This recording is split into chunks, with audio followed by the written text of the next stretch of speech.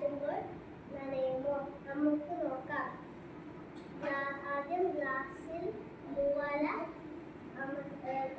താഴ്ത്തും.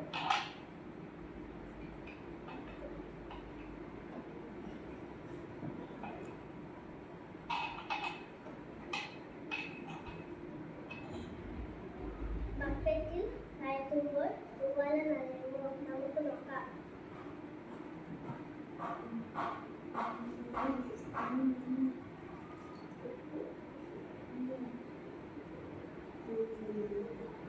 എന്റെ കൈയും ഗ്ലാസും നനഞ്ഞു. തൂവാല ഒട്ടും നനഞ്ഞില്ല. ഗ്ലാസ്സിൽ കവൽ കൂടാതെ വായുവുമുണ്ട്. രണ്ടു വസ്തുക്കൾക്ക് ഒരേ